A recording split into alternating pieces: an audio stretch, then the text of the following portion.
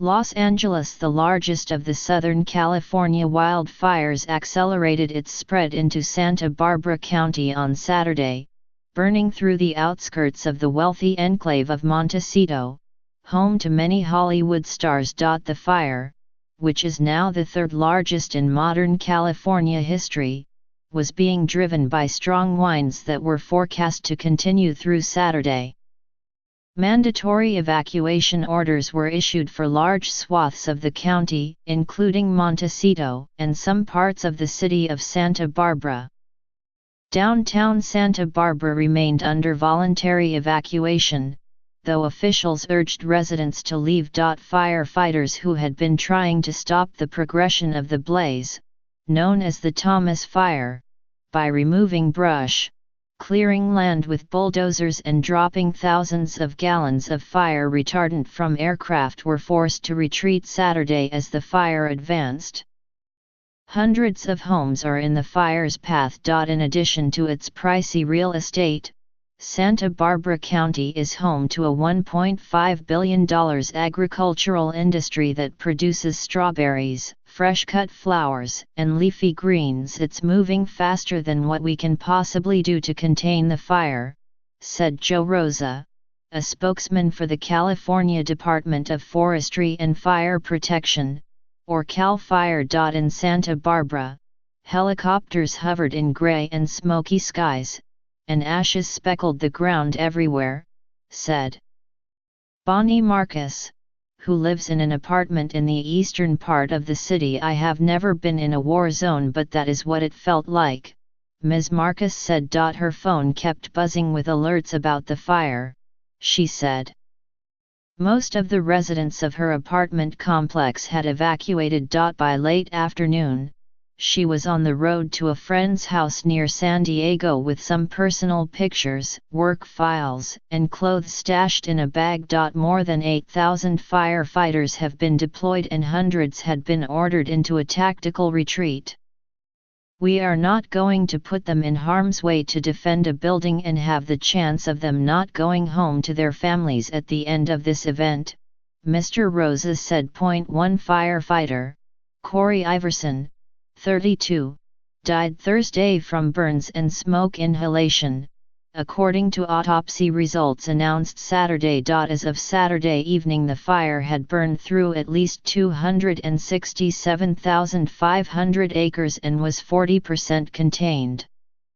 CAL FIRE has records of fires dating to 1932, the largest, the Cedar Fire in San Diego County in October 2003, burned 273,246 acres. Winds that had been gusting up to 65 miles per hour in the hills of Montecito were less severe by the afternoon, but were still blowing strongly toward the coast, said Tom Fisher, a meteorologist for the National Weather Service in Oxnard, a few dozen miles southeast of the fire. Gusts were still recorded at above 45 miles per hour, and wind patterns had caused humidity to drop.